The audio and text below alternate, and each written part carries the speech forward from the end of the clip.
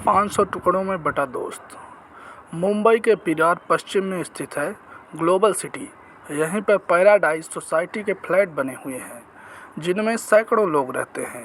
20 जनवरी 2019 को इस सोसाइटी में रहने वाले लोग जब नीचे जा रहे थे तभी उन्हें तेज बदबू आती हुई महसूस हुई। वैसे तो ये बदबू पिछले 2 दिनों से महसूस हो रही थी, लेकिन उस दिन बदबू असहनीय थी। कई दिन से बदबू की वजह से लोग नाक बंद कर चले जाते थे। उन्हें ये पता नहीं लग रहा था कि आखिर दुर्गंध कहाँ से आ रही है।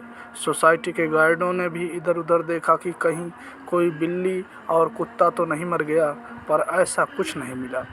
20 जनवरी को अपराह्न 11 बजे सोसाइटी के लोग इकट्ठा हुए और यह पता लगाने में जुट गए कि आखिर बदबू कहाँ से आ रही है। थोड़ी देर की कोशिश के बाद उन्हें पता चला कि बदबू कहीं और से नहीं बल्कि सेप्टिक टैंक के चैम्बर से आ रही है। किस फ्लैट की टॉयलेट का पाइप बंद है, यह पता लगाने और उसे खुलवाने के लिए सोसाइटी के लोगों ने 2 सफाई कर्मियों को बुलवाया। सफाई कर्मियों ने चेक करने के बाद पता लगाया कि सोसाइटी की सी विंग के फ्लैट का जो पाइप सेप्टिक टैंक में आ रहा है वह बंद है। सी विंग में 7 फ्लैट थे, उन्हीं का पाइप नीचे से बंद हो गया था। पाइप बंद होना आम बात होती है जो आए दिन फ्लैटों में देखने को मिलती है। सफाई कर्मियों ने जब वह पाइप खोलना शुरू किया तो उसमें मांस के टुकड़े मिले। पाइप में मांस के टुकड़े फंसे हुए थे जिनकी गंध चारों तरफ फैल रही थी। सोसाइटी के लोगों को यह बात समझ में नहीं आ रही थी कि किसी ने मांस डस्टबिन में फेंकने के बजाय फ्लैट में क्यों डाला। जब पाइप में मांस ज़्यादा मात्रा में निकलने लगा तो सफाई कर्मियों के अलावा सोसाइटी के लोगों को भी आश्चर्य हुआ। शक होने पर सोसाइटी के एक पदाधिकारी ने पुलिस को फ़ोन पर यह जानकारी दे दी। सूचना मिलने पर अरनाला थाने के इंस्पेक्टर सुनील माने पैराडाइज सोसाइटी पहुंच गए। पाइप में फंसा मांस देखकर उन्हें भी आश्चर्य हुआ। उसी दौरान उन्हें एक मांस में इंसान के हाथ की 3 अंगुलियां दिखी। अंगुलियां देखते ही उन्हें माजरा समझते देर नहीं लगी। वह समझ गए किसी ने कत्ल करके लाश के छोटे छोटे टुकड़े करके इस तरह ठिकाने लगाने की कोशिश की है। जल्द ही यह बात पूरी सोसाइटी में फैल गई, जिसके चलते आदमियों के अलावा तमाम महिलाएं भी वहां जुटने लगीं। मामला सनसनीखेज था, इसलिए इंस्पेक्टर माने के द्वारा फ़ोन पर यह सूचना पालघर के एसपी गौरव सिंह और डीवाईएसपी जयंत बजबले के अलावा अपने थाने के सीनियर इंस्पेक्टर घनश्याम आढ़ाव को दे दी। पुलिस कंट्रोल रूम में ये सूचना प्रसारित होने के बाद क्राइम ब्रांच की टीम भी मौके पर पहुंच गई। पुलिस ने मांस के समस्त टुकड़े अपने कब्जे में लिए। पुलिस की समझ में ये बात नहीं आ रही थी कि जिसकी हत्या की गई है वह इसी सोसाइटी का रहने वाला था या फिर बाहर का। जिस पाइप में मांस के टुकड़े फंसे मिले थे वह पाइप सी विंग के फ्लैटों का था। इससे यह बात साफ हो गई थी कि कत्ल इस विंग के ही किसी फ्लैट में किया गया है। सी विंग में 7 फ्लैट थे। पुलिस ने उन फ्लैटों को चारों ओर से घेर लिया ताकि कोई भी पुलिस की मर्जी के बिना कहीं ना जा सके। फॉरेंसिक एक्सपर्ट की टीम भी बुलाई गई थी। वरिष्ठ पुलिस अधिकारियों की मौजूदगी में पुलिस ने उन सभी फ्लैटों की तलाशी करना शुरू कर दी। तलाशी के लिए पुलिस फ्लैट नंबर 602 में पहुंची।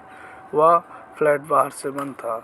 लोगों ने बताया वैसे तो इस फ्लैट की मालिक पूनम टपरिया हैं, लेकिन कुछ दिन पहले उन्होंने फ्लैट किशन शर्मा और पिंटू नाम के एक आदमी को किराए पर दे दिया था। वही इसमें रहता है। किशन शर्मा उस समय वहाँ नहीं था, इसलिए सोसाइटी के लोगों की मौजूदगी में पुलिस ने उस फ्लैट का ताला तोड़कर तलाशी ली तो वहाँ इंसान की कुछ हड्डियाँ मिली। इससे इस बात की पुष्टि हो गई कि कत्ल इसी फ्लैट में किया गया था। कत्ल किसका किया गया था, ये जानकारी किशन शर्मा से पूछताछ के बाद ही मिल सकती थी।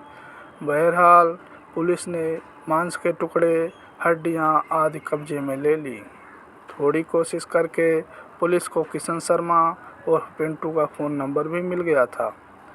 वह कहीं फरार न हो जाए, इसलिए पुलिस ने बड़े रेलवे स्टेशनों, बस अड्डे व हवाई अड्डों पर भी पुलिस टीमें भेज दी थी।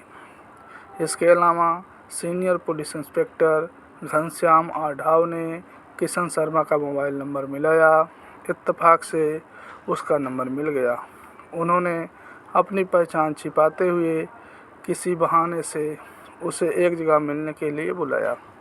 उसने आने के लिए हाँ कर दी तो वहाँ पुलिस टीम भेज दी गई। वह आया तो सादा लिबास में मौजूद पुलिसकर्मियों ने उसे दबोच लिया। 40 वर्षीय किशन शर्मा को हिरासत में लेकर पुलिस थाने लौट आई। एसपी गौरव सिंह की मौजूदगी में जब उससे उस फ्लैट नंबर 602 में मिली मानव हड्डियों और मांस के बारे में पूछा गया तो थोड़ी सी सख्ती के बाद उसने स्वीकार कर लिया कि उसने अपने 58 वर्षीय लंगोटिया यार गणेश विट्ठल कोलटकर की हत्या की है। पुलिस ने मृतक के शरीर के अन्य हिस्सों के बारे में पूछा तो किशन ने बताया कि उसने गणेश की लाश के करीब 500 टुकड़े किए थे। कुछ टुकड़े टॉयलेट में फ्लैश कर दिए, कुछ टुकड़े ट्रेन के सफ़र के दौरान फेंक दिए। किशन के अनुसार उसने सिर और हड्डियां भाईदार की खाड़ी में फेंक दी थी। गणेश विट्ठल किशन शर्मा का घनिष्ठ दोस्त था, तो आखिर ऐसा क्या हुआ कि दोनों के बीच दुश्मनी हो गई। दुश्मनी भी ऐसी कि किशन शर्मा ने उसकी हत्या कर लाश का कीमा बना डाला। इस बारे में पुलिस ने किशन शर्मा से पूछताछ की तो इस हत्याकांड की दिल दहला देने वाली कहानी सामने आई। किशन शर्मा मुंबई के सांता क्रूज इलाके की राजपूत चौल के कमरा नंबर 4/13 में अपनी पत्नी और 2 बच्चों के साथ रहता था। उसने मुंबई विश्वविद्यालय से मानव शरीर रचना और क्रिया विज्ञान में सर्टिफिकेट कोर्स किया था, लेकिन अपने कोर्स के मुताबिक उसकी नौकरी कहीं नहीं लगी तो वह शेयर मार्केट में काम करने लगा। करीब 8 महीने पहले उसकी मुलाकात ठाणे जिले के मीरा रोड की आविष्कार सोसाइटी में रहने वाले गणेश विट्ठल कोलटकर से हुई। बाद में गहरी दोस्ती में तब्दील हो गई। गणेश अपनी छोटी सी प्रिंटिंग प्रेस थी गणेश की। एक दिन गणेश ने किशन शर्मा से कहा कि अगर वह प्रिंटिंग प्रेस के काम में 1 लाख रुपया लगा दे तो पार्टनरशिप में प्रिंटिंग प्रेस का धंधा किया जा सकता है।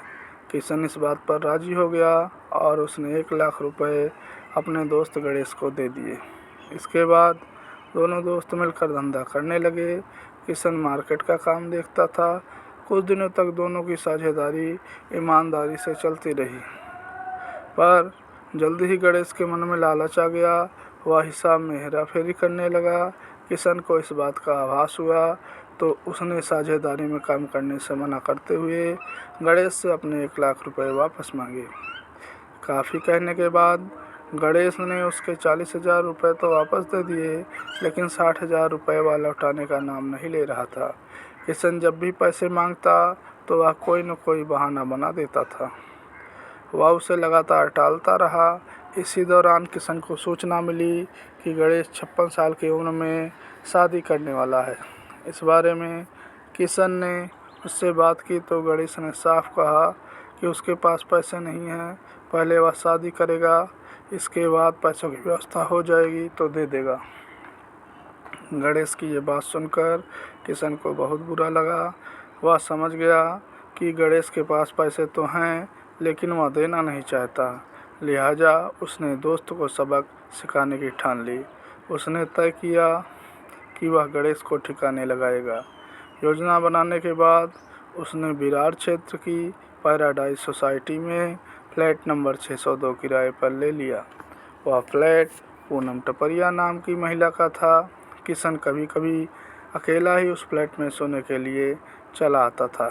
योजना के अनुसार 16 जनवरी 2019 को किशन शर्मा अपने दोस्त गणेश विट्ठल कोटलदार को लेकर पैराडाइज सोसाइटी फ्लैट में गया। फ्लैट में घुसते ही किशन ने उससे अपने 60,000 रुपये मांगे। इस बात पर दोनों के बीच झगड़ा हुआ। झगड़ा के दौरान किशन ने कमरे में रखा डंडा गणेश के सिर पर मारा। एक ही प्रहार में गणेश फर्श पर गिर गया। कुछ ही देर में उसकी मौत हो गई। गणेश की मौत हो जाने के बाद किशन ने सामने सबसे बड़ी समस्या ये थी कि लाश को ठिकाने कहाँ लगाया जाए। इसके लिए उसने assistant police inspector Ashwini Bidre गोरे की हत्या से संबंधित जानकारियां इकट्ठा की ताकि पुलिस को आसानी से गुमराह किया जा सके। उसने यूट्यूब पर भी डेड बॉडी को ठिकाने लगाने की वीडियो देखी। उसमें से एक वीडियो पसंद आया जिसमें लाश के छोटे छोटे टुकड़े कर उन्हें ठिकाने लगाने का तरीका बताया गया था। ये तरीका उसे आसान भी लगा क्योंकि वह मानव शरीर रचना और क्रिया विज्ञान की पढ़ाई कर चुका था। इसके लिए उसने तेज धार चाकू की ज़रूरत थी। किशन शर्मा सांताक्रूज इलाके की एक दुकान से बड़ा चाकू लाया और चाकू को तेज करने वाला पत्थर खरीद लिया। फ्लैट पर पहुंचकर किशन शर्मा ने सबसे पहले गणेश विट्ठल कोटलदार की लाश का सिर धड़ से अलग कर उसे एक पॉलीथीन में रख लिया। इसके बाद उसने लाश के 500 से अधिक टुकड़े किए। शरीर की हड्डियां और पसलियों को उसने तोड़कर अलग रख लिया। वह मांस के टुकड़ों को टॉयलेट की फ्लश में डालता रहा। सिर और हड्डियां उसने भाईदार की खाड़ी में फेंक दी। कुछ हड्डियां उसने पॉलीथीन की थैली में भरकर ट्रेन में सफ़र के दौरान रास्ते में फेंक दी। उसका फ़ोन भी उसने तोड़कर फेंक दिया। उधर गणेश विट्ठल कई दिनों से घर नहीं पहुंचा तो उसकी बहन अनदा गोखले परेशान हो गई। उसने भाई को फ़ोन करके बात करने की कोशिश की लेकिन उसका फ़ोन बंद मिला। फिर वह 20 जनवरी को मीरा रोड के नया नगर थाने पहुंची और पिछले 4 दिनों से लापता चल रहे भाई गणेश विट्ठल की गुमशुदगी दर्ज करा दी। पुलिस ने किशन शर्मा से पूछताछ के बाद गणेश विट्ठल का सर बरामद करने की कोशिश की लेकिन वो नहीं मिला। अंततः जरूरी सबूत जुटाने के बाद हत्या आरोपी किशन शर्मा को न्यायालय में पेश कर जेल भेज दिया गया। इस मामले की तफ्तीश चल रही है। ये था खतरनाक क्राइम।